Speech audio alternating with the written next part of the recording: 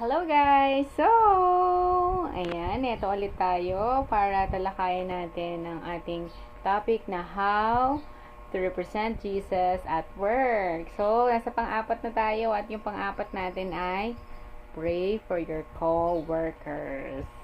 Diba? So, sabi sa James 5:16, pray for one another so you may be healed.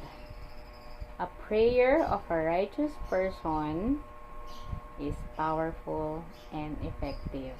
'Di ba? Binagalan ko yung part na 'yon kasi totoo naman, guys. Powerful talaga ang prayer. Hindi lang 'to sa trabaho natin, kahit sa community, sa bahay, yung lalo na tayong mga praying mom, no? Talagang powerful talaga ang mga prayers natin. Especially if tayo ay nananalangin na merong buo ang pananampalataya natin.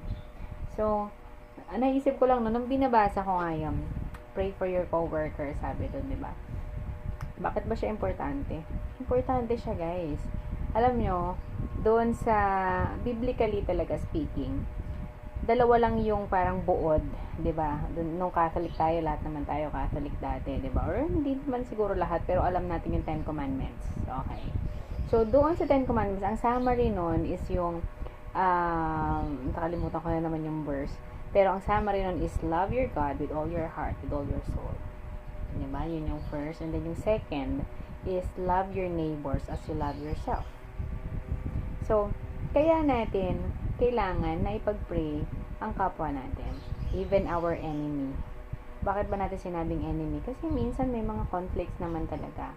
At sabi nga, diba, lagi natin sinasabi at alam to ng lahat, kahit anong religion, na you cannot please everybody.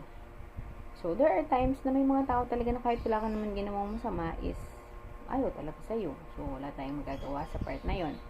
And, why do we need to pray for them? Kasi minsan nga, diba, alam niyo yung mga prayers natin, nandyan lang yan everywhere. So, number one, siguro, kailangan mo ipag-pray yung coworker mo o yung kapwa mo because, lalo na kung lagi kayo nag-iiringan, no? O kaya, yun nga, sabi ko kanina, wala ka namang ginagawa, naiinis siya sa'yo.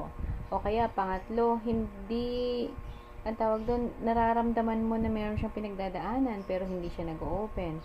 Pang-apat, tawag dito, baka naman tong tao na to is humihingi sa'yo ng prayer.